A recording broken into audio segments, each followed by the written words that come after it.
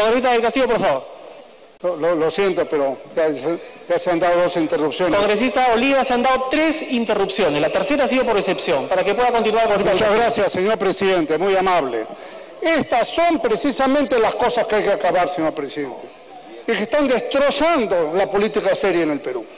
Los dimes y diretes, si son algo o podencos, si es así o es asá. Así no llegamos a ninguna parte. Si es que cuando alguien viene y dice vamos a recuperar el prestigio de la política, tiene toda la razón, porque son este tipo de actitudes, comportamientos, agravios, insultos cruzados, que no llevan a nada y que están destrozando el Perú. Y aquí tenemos que tomar una decisión para corregir estas cosas, señor presidente. Es el momento de invocar la serenidad democrática del país.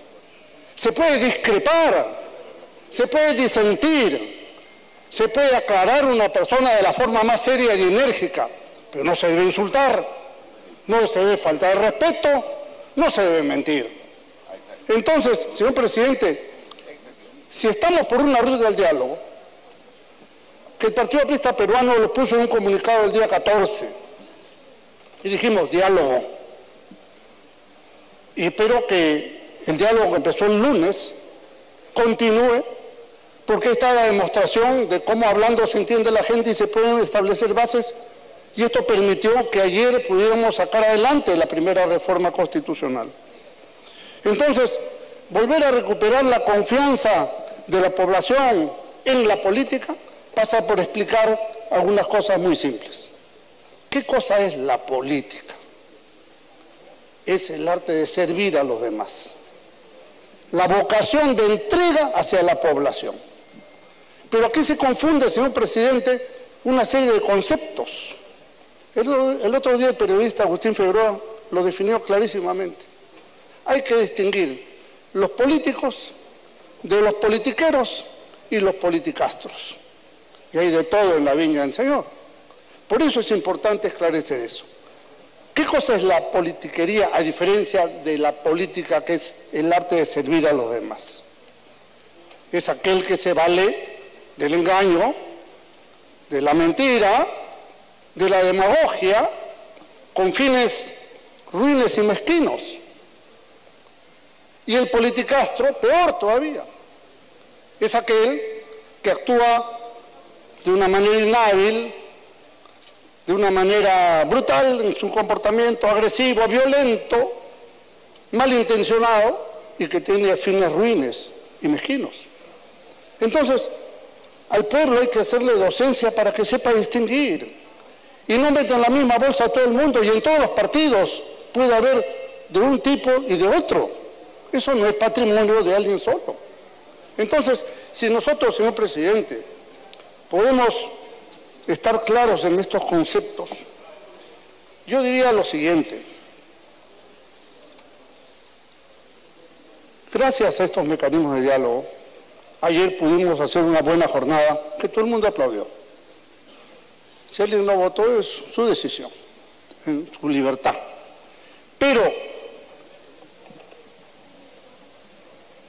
hay una cuestión que a mí me ha preocupado el discurso, 2 puntos del discurso del señor primer ministro, cuando vino a decir, no aceptaremos si no hay 4 reformas. Así lo dijo textual. Yo diría, ¿qué significa eso? ¿Cuál es el alcance de ese concepto de decir, no aceptaremos si no hay 4 reformas? Quiere decir que si aprobamos 3, ¿qué cosa va a hacer? No puede cerrarlo. Porque desde que advertimos los demócratas de Perú que hemos luchado contra toda dictadura en todos los tiempos, señor presidente de la República, señor primer ministro, ni un milímetro fuera de la Constitución, ni un paso fuera de la Constitución, porque eso significaría la inmediata reacción de todos los partidos democráticos contra una actitud de ese tipo.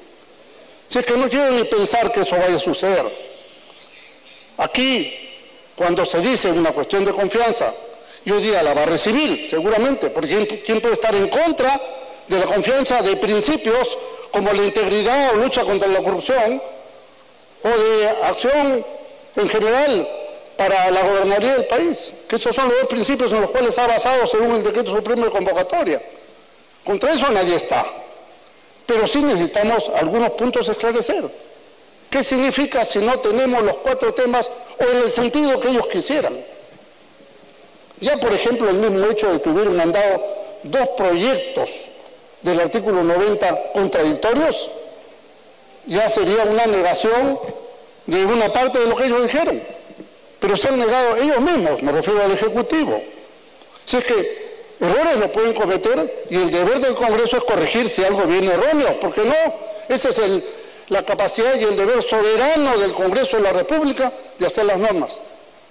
Y cuando se trata de reformas constitucionales como esta, el artículo 206 de la Constitución establece que el presidente no tiene capacidad de observar la reforma constitucional, a distinto de cualquier ley. Fíjense qué importante. Si el presidente no puede observar la reforma constitucional, menos puede venir nadie acá a amenazar de que si no se aprueba como ellos quieren, tomarán otras medidas, porque eso es lo que está diciendo en el fondo. Y eso hay que aclararlo clara y perfectamente. Mejor es las cosas claras y el chocolate espeso, señor presidente, precisamente para preservar nuestra democracia. ¿Qué cosa significa? Y esto también me parece un acto equivocado.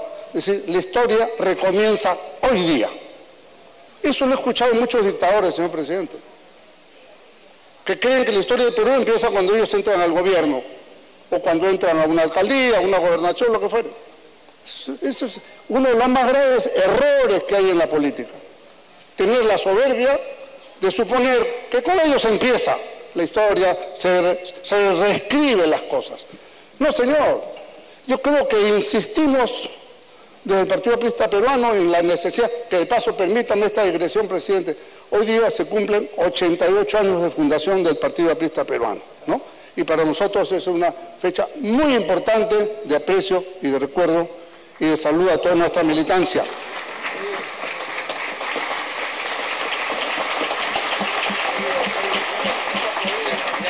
Por eso, señor presidente, por eso, sin duda, el 20 es nuestra fecha, mañana 20.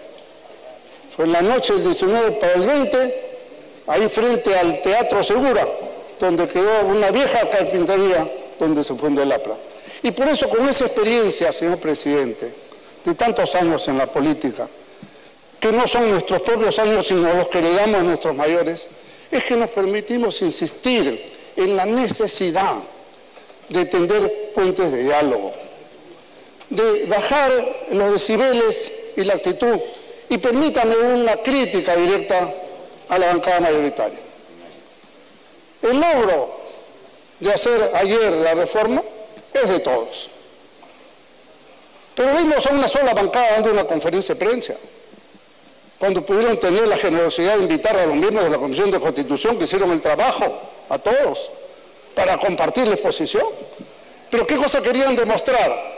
Querían demostrar que ustedes eran los únicos que hicieron el trabajo, pues les jugó como un boomerang el tema, porque al revés lo que estaban demostrando es que estaban dando pasos atrás ante una presión del Ejecutivo. No repitan el error, el consejo de un conejo, pero francamente creo que es un tema que deberían ustedes revisar ese tipo de comportamientos. Termino, señor presidente, en que ni la historia recomienza hoy día, ni estamos sujetos al mandato imperativo de que tenemos que aprobar tal cual lo que nos mandan, porque, por ejemplo, el proyecto de reforma constitucional del tema del financiamiento de partidos, y la gente lo tiene que saber, es una copia de la ley que ya existe, que lo quieren elevar a nivel constitucional. ¿Dónde está la novedad? Tiempo adicional. Si mantienen el esquema, señor presidente, de este tipo de financiamiento privado y de las altas tarifas de los medios de comunicación, especialmente en la señal abierta, cuyos costos representan entre el 80 y el 90% del costo de una campaña nacional. Entonces, mientras haya esos costos, señor presidente, que hacen una campaña presidencial 5, 6, 7, 8 millones de dólares, ¿de dónde saca un partido esa plata? Y por más controles que pongan, vendrá por abajo ese dinero, como ha venido. ¿Cómo entraron los 20 millones para uno, los 3 millones para el otro? Ahí están. Entonces, el Partido Aprista Peruano, su célula parlamentaria, plantea un tema que creo que la Comisión de Constitución ni lo han mirado. Tenemos que acabar con el financiamiento privado de campaña, señor presidente.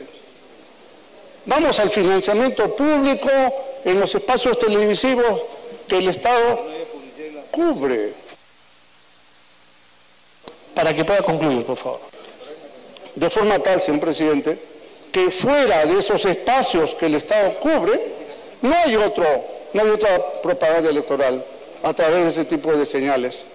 Y así mataremos el 80% del costo de una campaña, señor presidente, y acabaremos de verdad con la corrupción.